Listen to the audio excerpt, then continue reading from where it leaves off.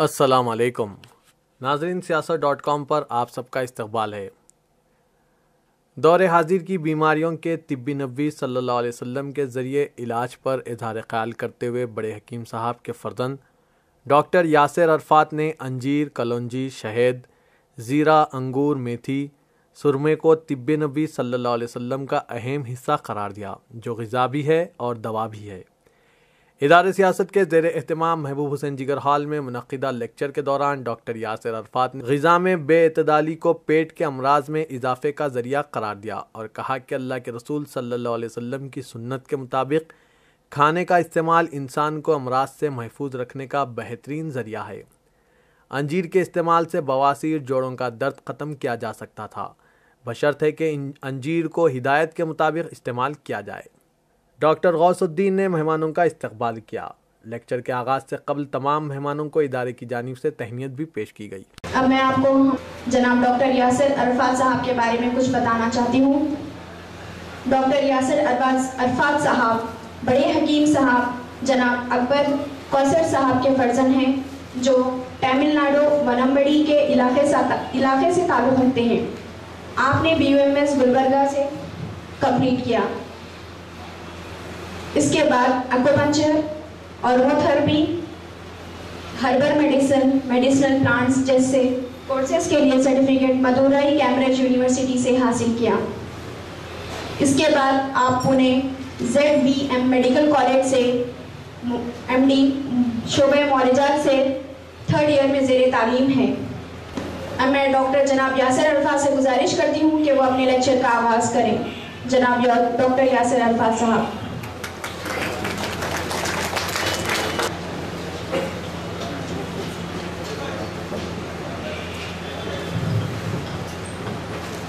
رب اشرح لي صدري ويسر لي امري واحلل عقدة من لساني يفقهوا قولي اعوذ باللہ من الشیطان الرجیم بسم اللہ الرحمن الرحیم۔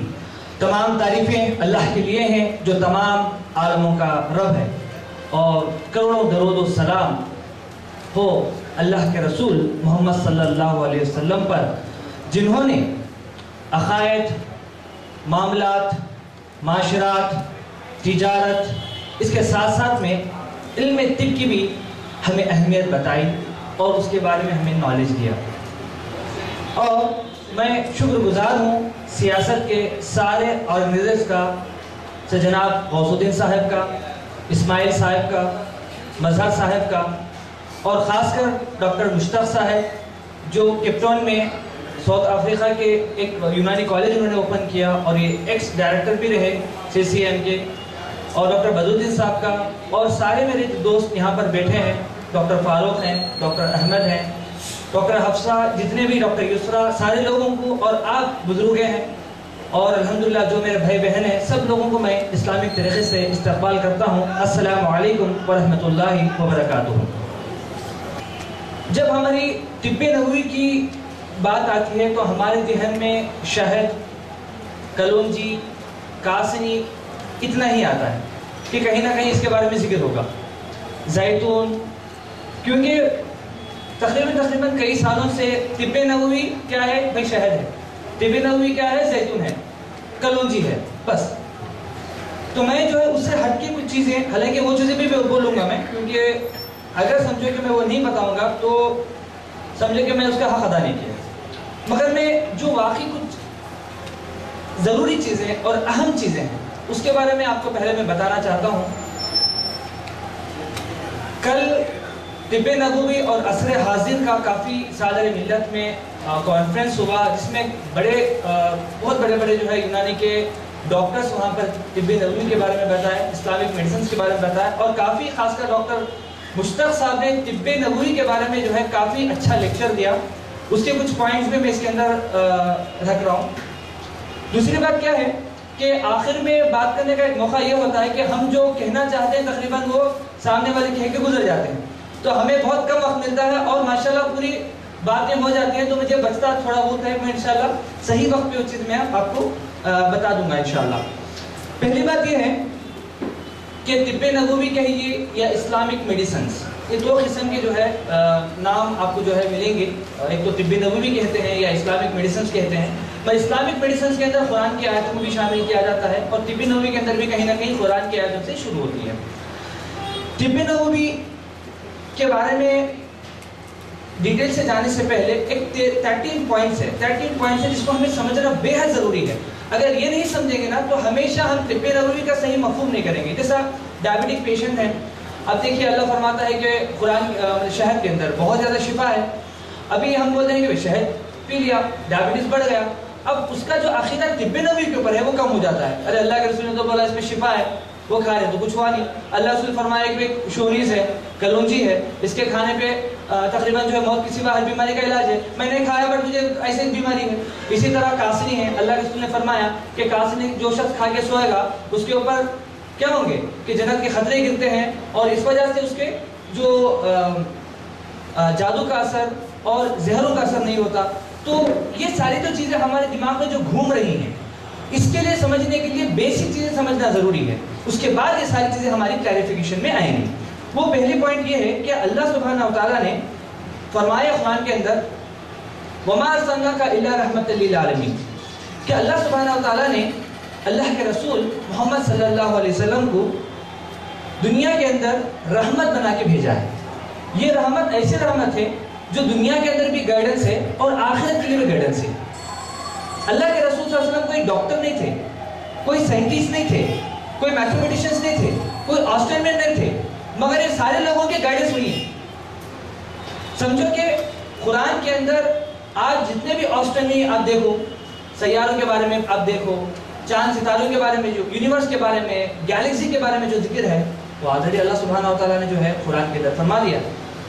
گریویٹیشنل فورس کے بارے میں اگر آپ دیکھیں گے، اللہ فرماتا ہے کہ ہم نے زمین اور آسمان کو تھامے ہوئے ہیں، تھامتے کب ہیں؟ جب چھوڑیں گے تو گر جائے گی۔ تو گریویٹیشن کا تصور آج جو کہتے ہیں وہ اللہ سبحانہ وتعالیٰ قرآن کے اندر بہت پہلے جو ہے ذکر کر چکا ہے۔ تو مقصد یہ ہے کہ اللہ کے رسول صلی اللہ علیہ وسلم ایک گائیڈ ہے، ہمیں ہر شعبے میں جہاں پر عقیدہ ہے، نماز ہے، روزہ ہے، زکوٰۃ ہے، معاملات ہے، معاشرات ہے، تجارت ہے، جہاں پر ہر جگہ پہ اللہ کے رسول گائیڈ کرتے ہیں۔ اسی طرح بھی طبی علم ایک ایسا علم ہے جہاں پر اللہ کے رسول نے گائیڈ کیا ہے، اس گائیڈ پہ ریسرچ ہونا چاہیے۔ جیسے ہمارے پاس بڑی بڑی حدیث کی کتابیں ہیں، بھائی نماز اللہ کے رسول نے بولا پڑھو، مگر کب پڑھنا، کیسے پڑھنا، کتنا پڑھنا، کون ایسے حالت پیش کیا کرنا، اس کی جیسے تفسیر ہوتی ہے، جو ایکسپلینیشن ہوتے ہیں، اس طرح سے طبی علم یا جو ہے طبی نبوی کا بھی ایکسپلینیشن ہوا ہے اور بھی ہونا چاہیے۔ اور اللہ کے رسول صلی اللہ علیہ وسلم جو بھی باتیں بتائے ہیں وہ کون سی وقت میں کون سا تھا، کس کو تھا، اس وقت میں اس کا موسم کیا تھا، کیا مکے والوں کو بلایا یا مدینے والوں کو بولا، بولنے والے جس کو سجیسٹ کیا تھا اس کی ایج کیا تھی، کیا وہ عورت تھے یا مرد تھے، یہ ساری چیزوں کو جو ہے ہمیں ذہن میں رکھنا چاہیے۔ جیسے مثال کے طور پر سائنوسائٹس کا جو بیماری زیادہ رہتی ہے، چھینکنا، یہ بنگلور میں خاص کر اور پونا کے اندر بہت زیادہ ہے، اور وہی بندہ چنڈی میں چلے جاؤ، گرمی کی وجہ سے سائنس اس کو بھول کے ختم ہو جاتا ہے۔ تو بولنے کا مقصد یہ ہے کہ ایک شخص کے موسم کے بدلنے سے اس کی انسانی جسم کے اوپر اس کے اثرات ہوتے ہیں، عمر کے حساب سے ڈوسیج مقرر ہوتے ہیں۔ بھئی آپ کو میں نے کہا کہ آپ 5 گرام کاسنی لو، تو ظاہر سے بات ہے بچے کو بھی 5 گرام لیں گے کیا؟ ظاہر سے بات ہے اس کے آدھا لیں گے، اسے بھی کم لیں گے۔ اگر واقعی بیماری ہے تو اس کی کوانٹٹی بڑھے گی۔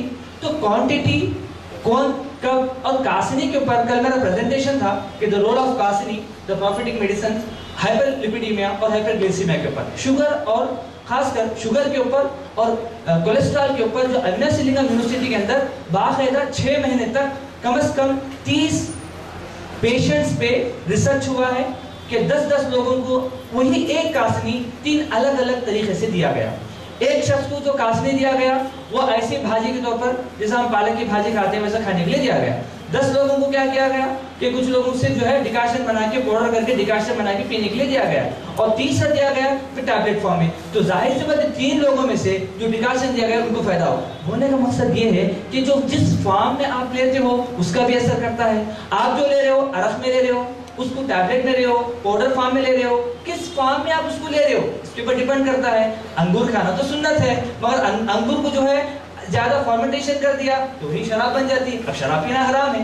تو the dosage of the medicines اور کیسا اس کو لینا ہے، یہ سارے چیزوں کے اوپر جو ہے آپ کو ریسرچ کرنا ہے اور جو ہے اس کے اوپر اگر توجہ دیں گے تو انشاءاللہ ان فیوچر آپ اللہ کے رسول نے جو بھی بات بولی وہ آپ کو لگے کہ بالکل 100%. ہم عقیدے کی بنیاد پہ تو مان رہے ہیں مگر ظاہر سی بات ہے عقیدہ کس کا ہے؟ ہم ایمان والوں کا ہے. تو غیر مسلمانوں کو تو ایمان نہیں ہے, ان کو تو سائنس مانے گی. یہ چیز آپ کو کچھ چیزیں سمجھنا ہے. دوسری بات, طب نبوی جو ہے یہ کمپلیٹ سسٹم آف میڈیسن نہیں ہے. ایک ہوتا ہے, ماشاءاللہ ڈاکٹر صاحب نے کافی اچھا بولا, ایک ہوتا ہے اگر آپ کو سمجھنے کے حساب سے, کیونکہ ریسرچ اسکالر سے زیادہ عام عوام الناس یہاں پر موجود ہیں تو ان کے حساب سے میں بات کروں گا. تو بولنے کا مقصد یہ ہے کہ ایک ہوتا ہے آلٹرنیٹیو میڈیسنز. بھائی آلٹرنیٹیو میڈیسن ایسا ہے کہ بھائی ایلوپیتھک ایک میڈیسن ہے, اگر اس کو ہٹا دیا تو پھر یونانی ایک میڈیسن ہے, اس سے کام چل جائے گا, یا عربک. ایک ہوتا ہے کمپلیمنٹری میڈیسنز, یعنی جو آلریڈی ہے چیزیں اس کے ساتھ ساتھ میں آپ نے اس کو کچھ ایڈ کر دیا. بھئی آپ آلریڈی دوا کھا رہے ہو ایلوپیتھک میڈیسنز کی, تو سمجھو آپ ایکسرسائز کر لیو, یہ یوگا کر لیا, بریتھنگ ایکسرسائز کر لیا, یا کچھ واکنگ کر لیا. تو ڈاکٹر کیا بولتا, بھئی آپ دوا بھی کھاؤ ایلوپیتھک ڈائبٹیز کے لیے اور صبح میں واکنگ بھی کرو. یہ واکنگ جو ہے وہ کمپلیمنٹری چیز ہے. تو اس طرح سے طب نبوی کمپلیمنٹری چیز ہے. اچھا ایسا نہیں کہ اللہ کے رسول صلی اللہ علیہ وسلم نے جو بھی آئے وہ لوگوں کو, حکیموں کو بولے کہ کوئی نہیں رہنے کا, مسجد میں جو ہے مدینے میں علاج کروں گا سب لوگوں کا, سب میرے پاس آنا ہے. ایسا بالکل نہیں ہے.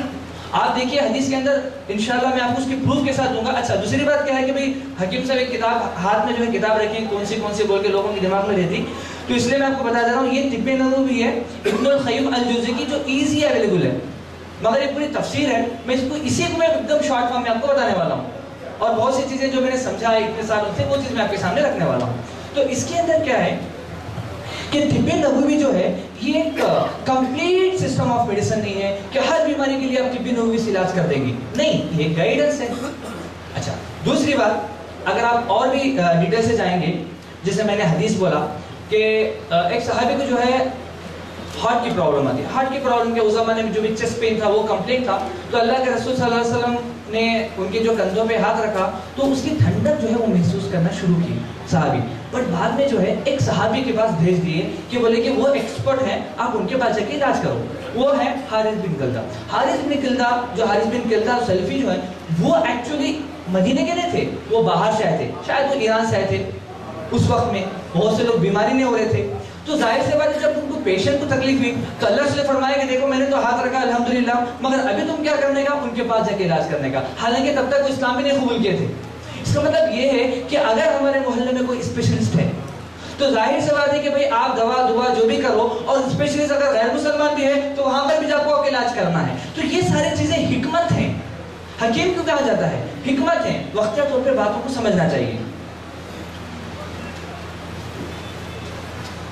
آپ کے چہروں سے پتہ چل جائے گا, اور خاص کر آپ کے منہ سے پتہ چل جائے گا کہ آپ میری بات سن رہے ہیں, یا مطلب زیادہ کبھی کبھی ضرورت پڑتی ہے آکسیجن کی تو منہ کھلتا ہے, اس کا مطلب بور ہو رہا ہے. تو انشاءاللہ میں اپنی بات کو جو ہے مختصر کرتے ہوئے بات کو ختم کر دوں گا, اور جتنا آپ انٹرسٹ بتائیں گے انشاءاللہ میں کمپلیٹ آپ کا ساتھ میں دوں گا. دوسری بات یہ ہے, میں آپ کو یہ بتانا چاہ رہا تھا کہ دو چیزیں ہوتی ہیں, جیسا خاص کر ڈاکٹر صاحب نے جو ہے کل بہت اچھے انداز سے بولا اس صادر ملیات آڈیٹوریم کے اندر. ایک ہوتا ہے پریونٹیو ایسپیکٹ. کیا ہوتا ہے پریونٹیو ایسپیکٹ؟ تحفظ. بھئی بیماری آنا نہیں, پہلے وہ کرو.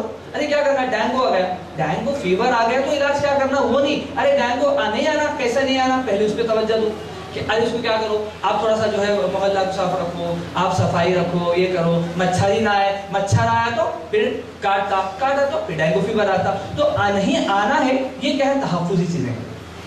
اوکے. اور جو دنیا کے اندر سب سے زیادہ, ڈاکٹر صاحب نے بولا کہ سب سے زیادہ اس پہ ریسرچ ہو رہا ہے. پہلے تو پریونٹیو میڈیسن بولتے تھے, ابھی تو سوشل پریونٹیو میڈیسن بولنا شروع کر دیے. اس کا ریزن یہ ہے کہ اور زیادہ ڈیولپ کرنے کی کوشش کریں کہ بیماری پہلے آنا نہیں. جیسے ایبولا وائرس جیسے معلوم ہے کہ ساؤتھ افریقہ میں پھیلا, تو یہاں پر بولے کہ کوئی آنا نہیں پہلے. تو یہ ہوتا ہے پریونٹیو ایسپیکٹ کہ یہ رہے گا تو یہ ہوگا, تو اس سے بہتر یہ نہیں ہونا ہے. اور دوسرا ہوتا ہے کیوریٹیو ایسپیکٹ. کیوریٹیو ایسپیکٹ بیماری آ گئی تو علاج کرنا. یہ دو قسم کے جو ہے ایسپیکٹس ہوتے ہیں. اصل میں جو اللہ کے رسول صلی اللہ علیہ وسلم کے زمانے میں اللہ کے رسول صلی اللہ علیہ وسلم نے جو زیادہ تر استعمال کیا ہے وہ کیوریٹیو پریونٹیو ایسپیکٹ ہے کہ بھئی بیماری آنا ہی نہیں ہے. تو اس زمانے میں جیسا حارث بن کلدہ کے بارے میں جو ہے میں نے بتایا تھا کہ وہ اللہ کے رسول صلی اللہ علیہ وسلم کے پاس آ کے بولے, ارے میں تو آیا ہوں علاج کے طور پر, سرکار بھیجی ہے یہاں پر، جو بھی ہے یہاں پر میں علاج کرنے کے لیے آیا ہوں، مگر کوئی شخص آتا نہیں علاج کرنے کے لیے. تو کرتے کیا ہیں آپ؟ اب کیوں نہیں آتے؟ ظاہر سے بات ہے بیمار ہوں گے تو آئیں گے، تو بیماری نہیں ہوئے تو مطلب ایسے نہیں کہ کمپلیٹ کوئی بیمار نہیں ہوا، مطلب جو مقدار ہمارے پاس ہے. ڈائبٹیز کتنا ہے؟ تقریباً میرے حال میں جتنے بھی لوگ ہیں تقریباً 90% لوگوں کو ڈائبٹیز ہوگا. جوڑوں کے درد 90% لوگوں کو جوڑوں کا درد ہوگا. سر کا درد کتنا ہوگا؟ 50% کو. سر کا ایسا نہیں ہوتا، پرسنٹیج 10% ہوں گے اس زمانے میں. سمجھ میں آ رہا میں کیا بتا رہا ہوں؟ تو یہ جو ہے پریونٹیو ایسپیکٹس ہیں جس کو ہمیں، جو اللہ کے رسول صلی اللہ علیہ وسلم نے توجہ دی اور اس پہ کارآمد تھے. کون؟ صحابہ مانتے تھے. اللہ کے رسول نے بولا وہ کہ تم یہ نہیں کرنا وہ نہیں کرنا، اسے بیماری نہیں آتی تھی. اچھا، اس کے بارے میں جو ہے کافی ڈیٹیل سے آپ کو طب نبوی کے اندر ملتا ہے. رہا مسئلہ ٹریٹمنٹ کا، تو میں نے پہلے بھی آپ کو بتایا کہ کمپلیٹ سسٹم آف ٹریٹمنٹ نہیں ہے. وقتیہ طور پر اللہ کے رسول کے ساتھ صحابی جا رہے تھے. اتنے میں اللہ کے رسول، ایک صحابی کو پیٹ میں درد ہوا، اللہ کے رسول نے مٹی کھائی دے دیا، کھائے شفا ہو گئی. پہ اللہ کے رسول، اللہ کی مرضی، اللہ کے رسول نے ہاتھ سے مٹی اٹھایا دے دیا، وہ کھائے شفا ہو گئی. ابھی اللہ چاہے گا تو مٹی سے بھی فائدہ کرے گا، تو اللہ کی مرضی ہے. مگر اللہ کے رسول نے یہ نہیں بولا کہ تم سب لوگ جا کے مٹی کھاتے رہو، بولے نہیں، الٹا پیٹ میں درد ہوگا.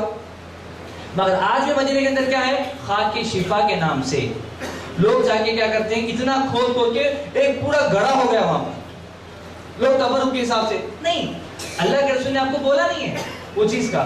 تو اس طرح سے جو ہے وقتیہ طور پر کچھ چیزیں سمجھنا ہے ہمیں.